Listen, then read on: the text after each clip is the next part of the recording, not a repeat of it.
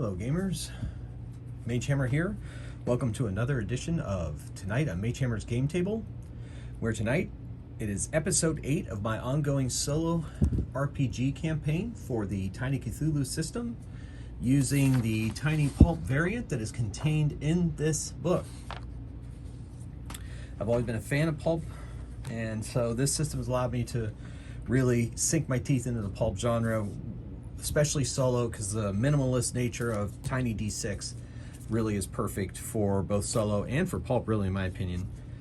I'm not going to get too much into the rules. This is episode 8. If this is the first video you're watching, I strongly encourage you to go back and watch this series. Some really good stuff happening. Each episode is technically episodic. There's no real main thread running throughout, but it is interesting to see how these characters have evolved over the past 7 missions.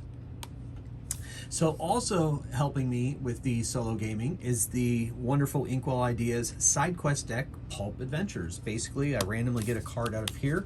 It has a brief adventure outline, and then I follow that outline and get my characters into the action, send them on a mission, and that's where we're at.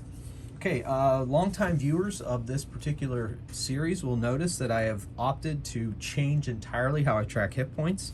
There's been a lot of back and forth about using dice. I used dice for the first 7 episodes, and I decided now I'm going to use tokens instead. So these tokens are,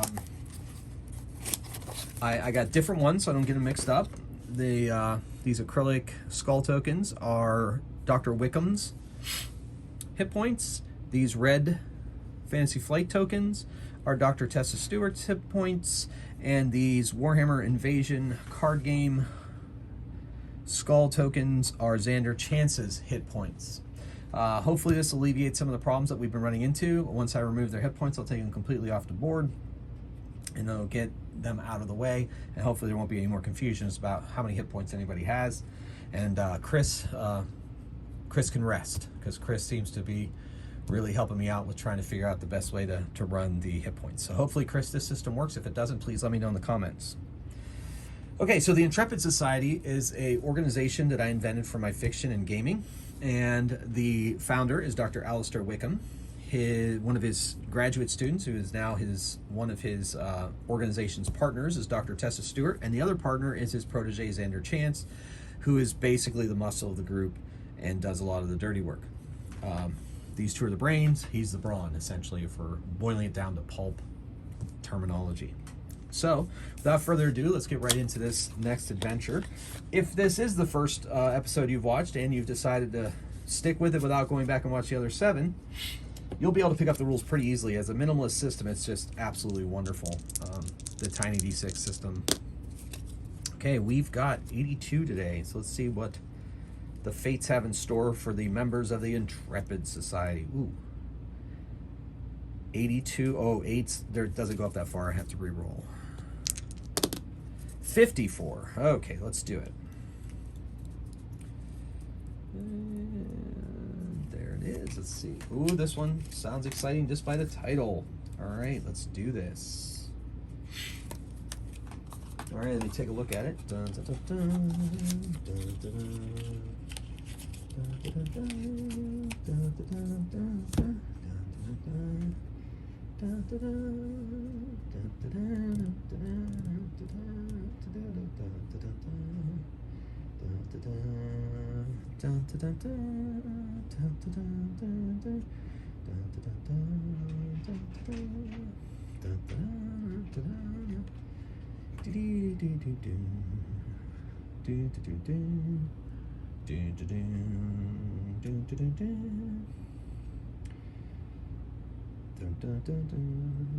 dun, dun, dun.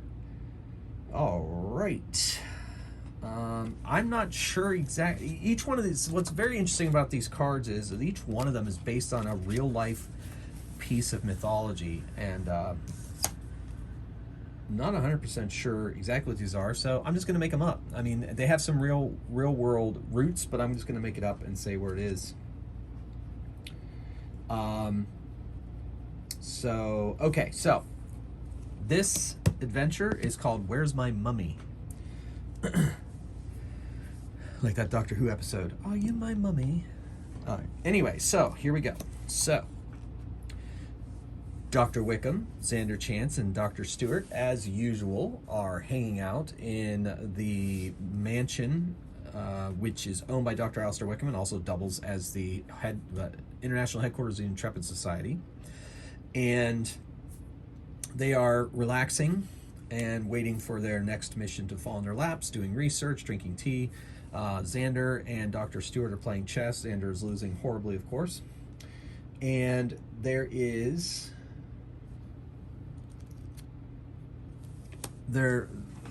Dr. Wickham's butler enters, so telegram for you. Oh, please, bring it on over, please. Let's see what we got here. Thank you.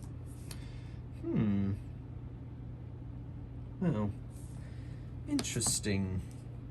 An institute in America is telling us that the mummies of San Bernardo have been stolen from where they've been stored there in America. Interesting. And this institute thinks that we are the perfect organization to retrieve them, figure out where the mummies have been taken, and retrieve them. Apparently they've been stolen. Fascinating. Who would want the mummies? I don't know. Doesn't sound very clean. No, you're quite right. It'd be quite dusty. Oh, you too. Anyway, apparently this institute, the Fordham Institute, wants us to fly to America on their dime, go to the last known location of where the mummies were, and find them for this institute. They are very interested in studying them. We're going to have to do some research on this Fordham Institute. I don't work for just anyone. Then again, if we retrieve them, we can probably do something with them ourselves and keep them out of the hands of those that would use them for ill reasons. If there is anything. I mean, who would want mummies? There has to be something. Yeah, sounds pretty fishy. I agree. All right, well, I guess we're on. Dr. Stewart, if you could get the plane ready, we'll fly out. But before we go, I think we need to do some research into the San Bernardo mummies.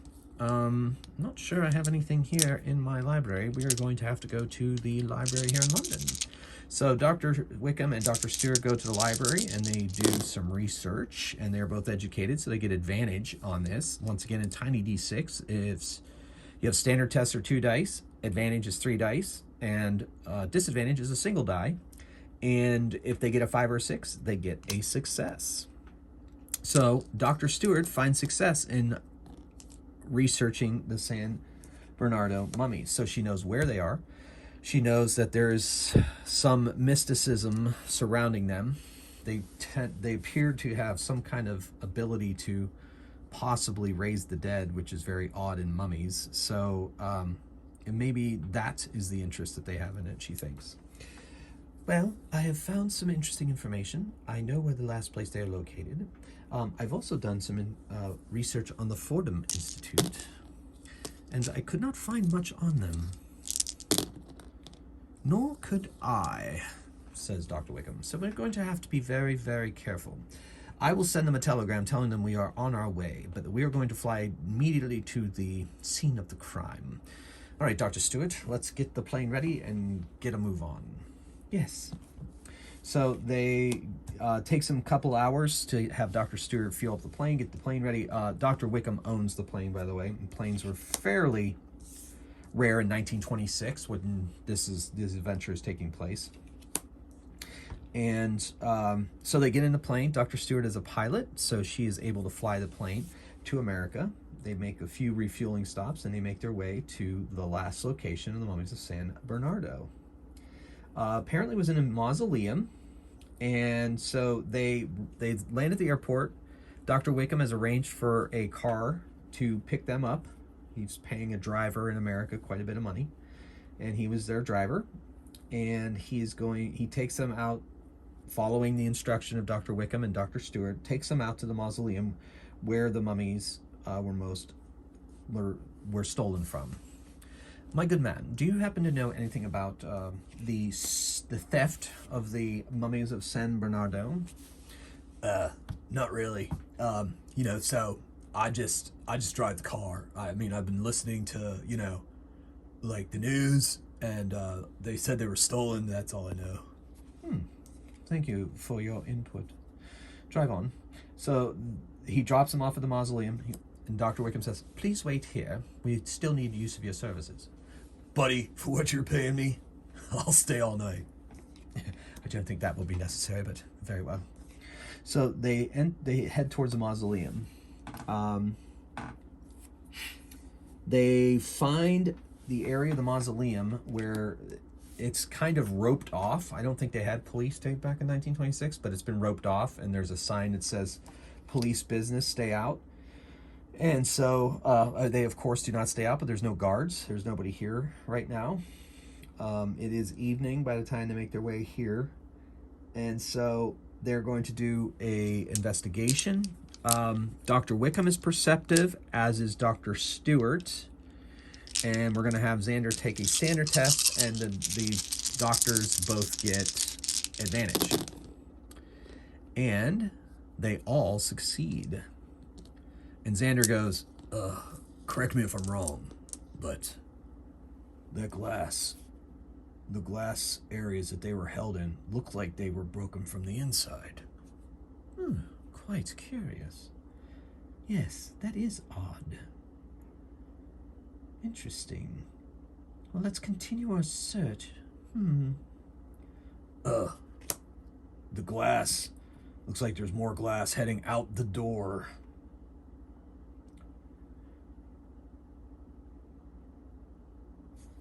And so they head out the door following this trail of glass, but that's a very difficult thing to do, so I'm going to give, even though they're perceptive, disadvantage always trumps advantage in Tiny D6, so they're all going to have disadvantage on trying to follow glass through the countryside.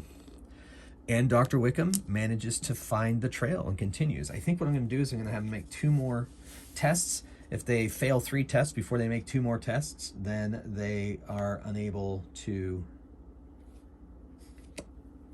follow it. They also come upon a farmhouse in this leg of their search. I will go inquire at that farmhouse as if they've seen anything suspicious. Yes, wonderful. Go ahead. You're much more charming than we are, so go ahead. Oh, yes, thank you.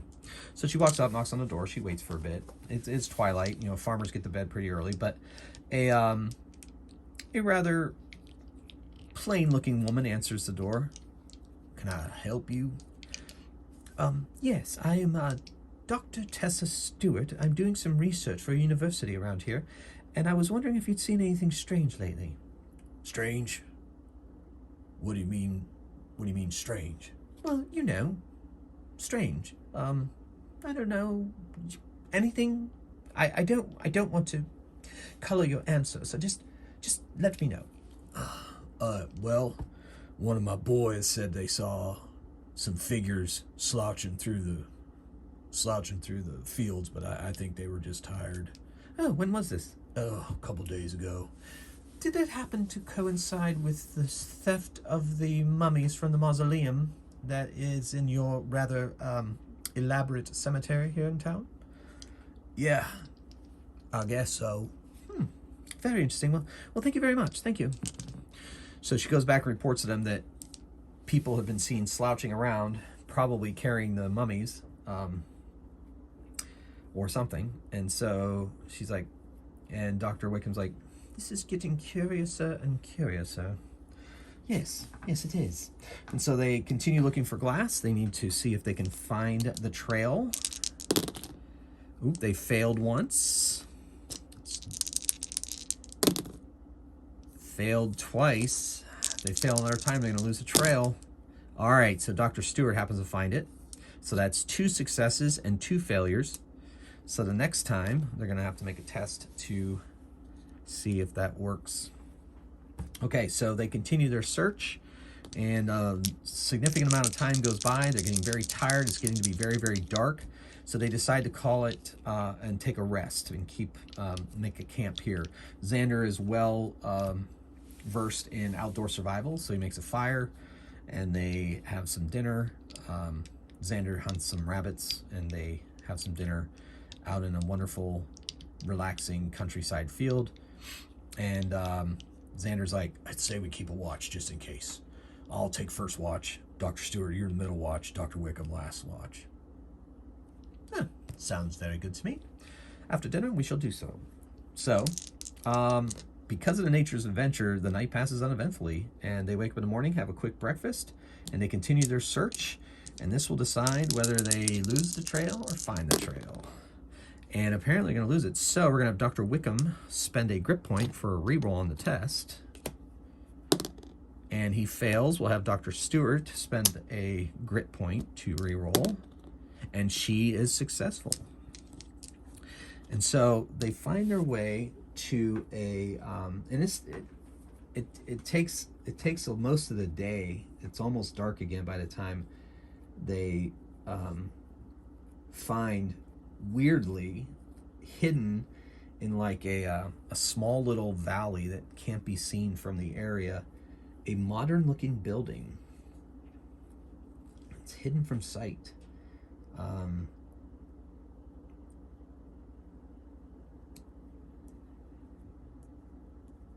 And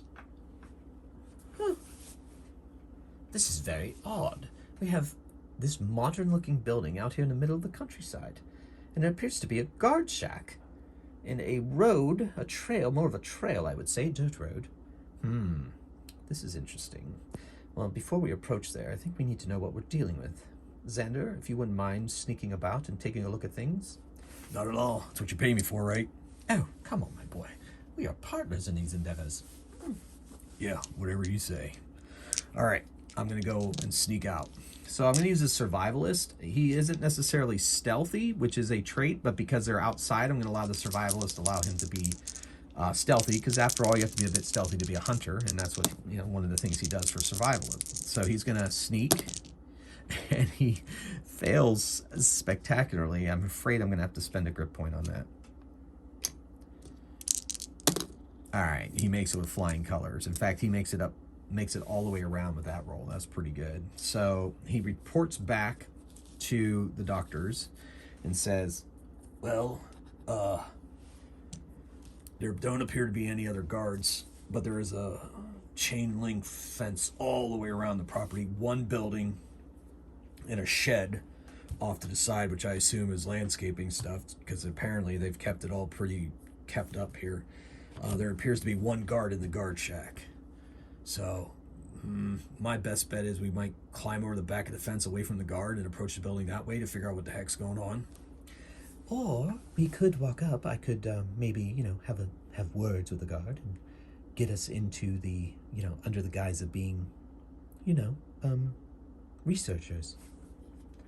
I think because of the isolated area. Sorry, sometimes I lose my accent. It's all that time I spent down amongst the lower classes. Anyway, I think that because this is an isolated area, I don't think they want visitors. So I think we're going to go with Xander's plan. Let's sneak around the back, and we are going to try to break in through the back. All right, sounds good. All right, so they're going to sneak. I'm going to give him advantage, and I'm going to give them standard tests because they are not necessarily stealthy or have the survival traits, but I still think it's pretty easy. It's twilight, so it's going to be a little easier to hide. So here we go. So, only Xander makes his roll. Both of them fail. I hate to use grip points for this, but I in my mind I have it. If they don't properly stealth, they're going to be discovered. So they're going to retake these tests. For the record, the grit rules for Tiny Pulp say that if you make that second roll, it has to be with disadvantage. I don't follow that particular rule. My house rule is that the test is made just as it's made, because I feel that it makes it more pulpy that way. Oh my goodness, they both failed. Well, I'm going to use their final grip points. I don't know if that's a good idea or not based on what's coming down the pike in this adventure, but I don't want them to be caught quite yet. And she makes hers, but he fails his. He stumbles and makes a loud noise, and they hear the guard shack door open. Hurry. Let's hurry to the back, quickly. So I'm going to have them make a test to make their way through the twilight, full running. And Dr. Stewart doesn't make her test, but they do. She trips and falls. They run back to get her. The guard goes, "Hey, what are you doing there? Hey, stop!" And Xander's like, "Keep running. And Dr. Stewart's like, no, I'll take care of this. You boys continue on." So they run around back behind the fence, and the guard comes up, and she's rubbing her ankle like she hurt herself. "Oh, hello, thank goodness you..." "What are you doing here?" He has a pistol, and he's pointing it at her. "Who are you, and what are you doing here?" I'm sorry. I was out with a stroll with my friends, and we thought it would be fun to, check this place out. We stumbled upon it the other day, and we thought, that's really weird. And so we just thought it was great. And we were just trying to figure out what it is, but you caught us, and now I've stumbled and I've hurt my ankle. And she flutters her eyelashes at this guy, and she's charismatic, so I'm gonna have her make a test to see if she has disarmed him, so to speak. And she has. And he says, all right, miss, but you're not really supposed to be here, so, just, do you need some help? Oh, yes, I'm afraid my ankle is really hurting. I just need to maybe sit down and maybe massage it a bit. They're not really supposed to do this, but okay. Oh, could you help me, please? And so he lifts her up, and he helps. She puts her arm around his shoulder. He puts her arm around his shoulder, and they walk back towards the guard shack. Oh, it hurts.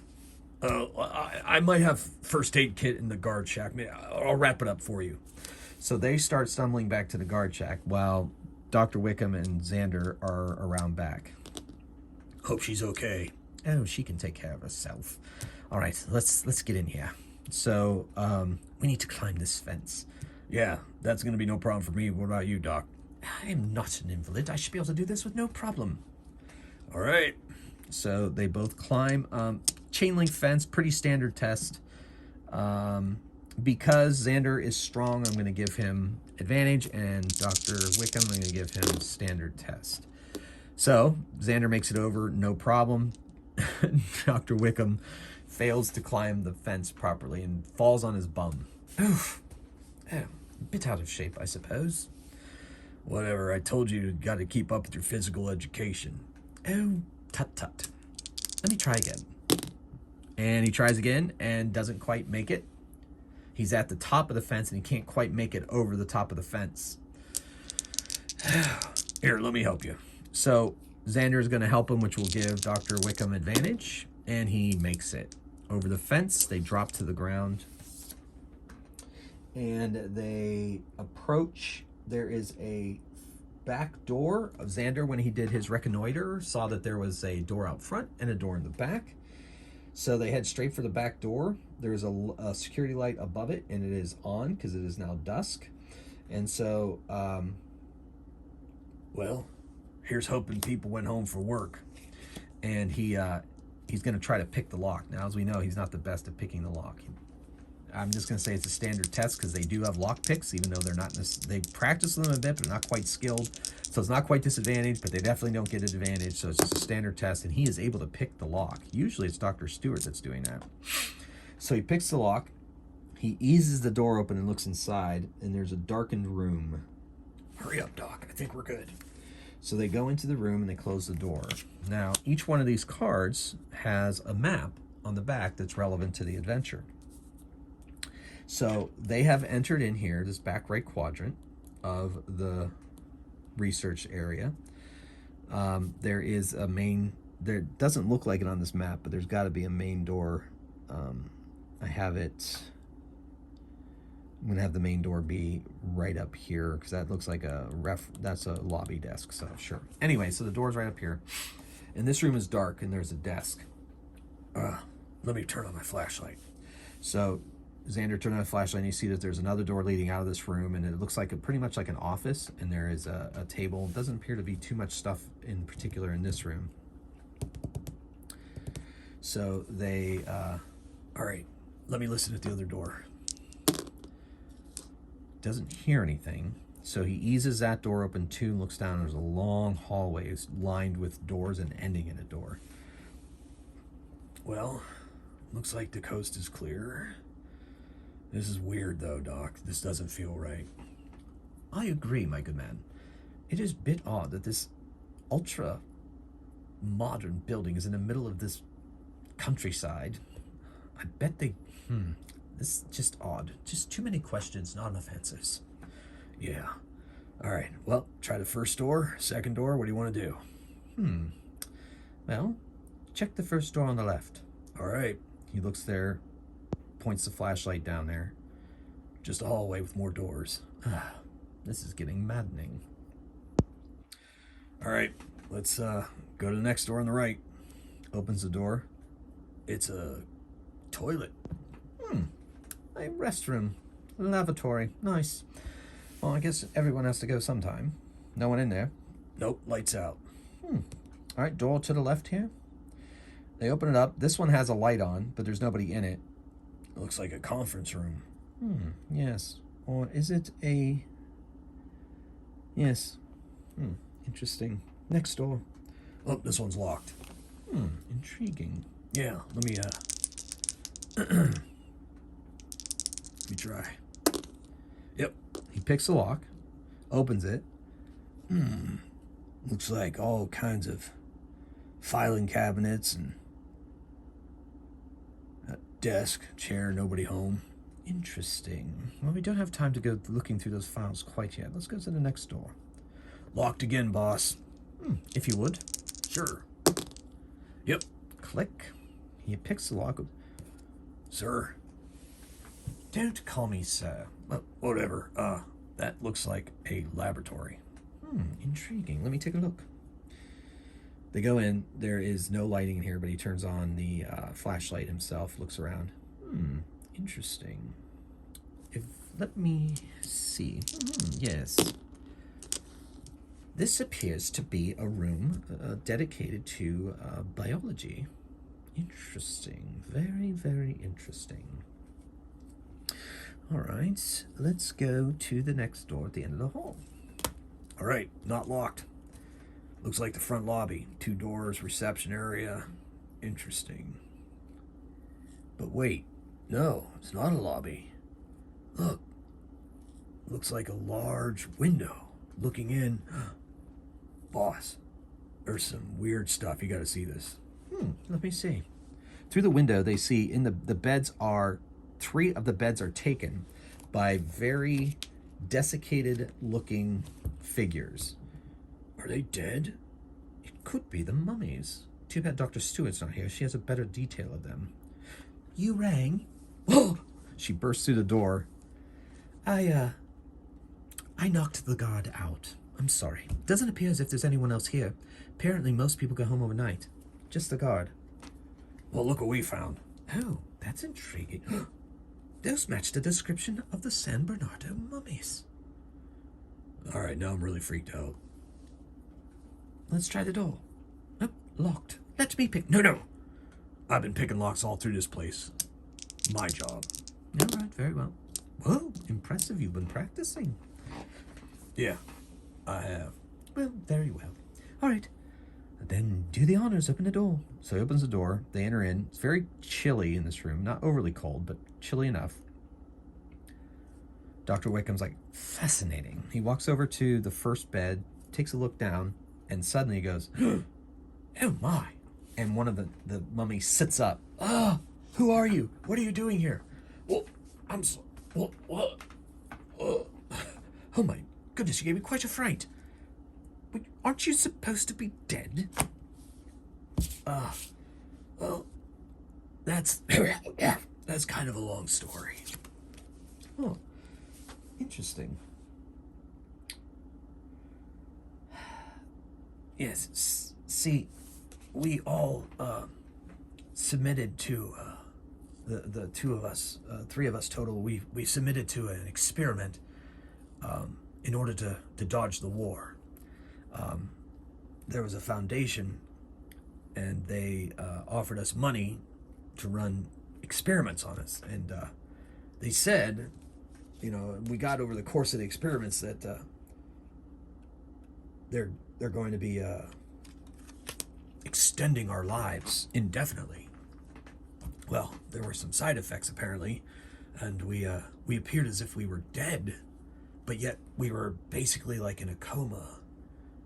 But we've been dead for like 20 years, and according to the docs that were in here that brought us out of the mausoleums, we broke out, we woke up, we broke out of the mausoleums, and we started shuffling about, and we were picked up by a couple of the guards from this place, and they brought us here, and they informed us of what exactly was going on and what those experiments were that we had been subjected to in the past. Sorry, my voice is very hoarse. I haven't really spoken for 20 years or so, or maybe not that long. Anyway, apparently, according to them, we haven't aged but a month in all of these 5, 6, 7 years that we've been, I guess it was 1912, and now what year they said, and a woman over on the other side, they said that it was 1926. Yeah, so that's 14 years. So within the 14 years that we slept, we only aged a month. But it has sapped our strength. Our muscles are very atrophied.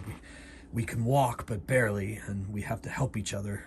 But the doctors assure us that we're going to continue to get stronger, and then, I guess, figure out exactly how long we're going to live. This is fascinating. So that's probably what that laboratory was all about that we saw here. Yes, it could be, but I don't know. I don't know if it worked. I don't know if but I mean, I don't know. I mean, I don't feel any different than I did, except very, very weak, that I did 14 years ago. So maybe they did extend our lives. Maybe they didn't. Yeah. Well, suddenly he starts to convulse, shake, falls back on the bed, and the woman goes, "Oh, Carter! And then she starts to convulse, and she falls back down on the bed. And the third one, who was just sitting up looking around, he convulses and goes back down on the ground. Oh my. Are they dead?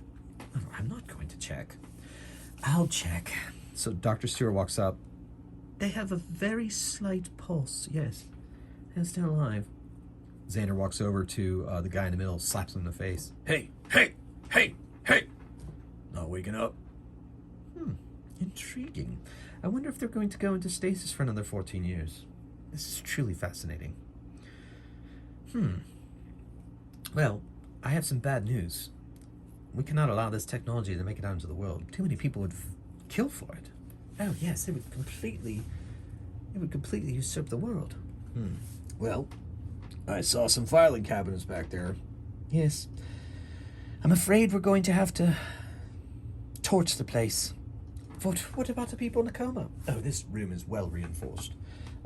We can drag them out. We'll take them outside. I don't know, Doc. Torching the place. Listen, I don't think we have too much. All right, we won't torch the whole building. We'll torch any records we find and the laboratory. It's the only way. This research cannot continue. I mean, if people knew they could live forever, despite the fact that they have to go into comas every so many for 28 years. Of course, they've only been awake for a couple of days. I don't know. What kind of existence is that? I don't know. Makes me nervous. I think torching the place might not be the best option. But we can't let this get out. No. Well, I think these people will control their secrets. What I think we should do is this. What I think we should do is we should wait. And if they suddenly start to publish their work, then we expose them for what they are. But we have the chance right now to put this to bed forever. I don't know, boss. Burning the place down, I don't know, it's just arson. Yes, I know. But every once in a while we bend the laws, right? In the name of keeping humanity safe. All right, a compromise. We'll take as many of the files out of there as we can. Don't know what we're going to carry them in, though. There's bed sheets over there. Put them in the bed sheets and we'll drag them. Okay, very well. So they pull the bed sheets off the 2 empty beds. They go into that records room. They break into the filing, smash the filing cabinets open, take all pieces of paper they can find, pile them into the sheets, start dragging them out. Xander goes in, starts smashing up the laboratory, and taking any kind of lab reports that he finds and takes them as he can. They run through the rest of the building. They find a couple more areas, but nothing that really seems to have. It looks like more like interview areas and workout areas, and a kitchen. So they decide that they're going to. That's going to have to be enough. So they take that stuff with them. They take it out into a field a couple hours away, and they burn it all. There. I feel so much better. Peace of mind is so important. I suppose, but just think what it could have done for humanity. Well, listen, if you're compromising, at least they still have their specimens, even though the specimens aren't going to wake up for another 14 years. Yeah. If ever. Hopefully they do. It's just a bit disturbing. I wonder... I don't know. Kind of very Rhyme of the Ancient Mariner, isn't it? Yes, doomed to walk the earth. I don't know. Interesting. Well, I say we get a good night's rest and fly home tomorrow.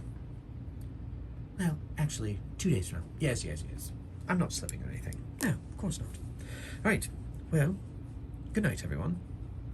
So they wake up in the morning. They get their driver is waiting for them, and they get in the car. They pay him quite well. He drives them back to the airfield. Dr. Stewart refuels and flies them home.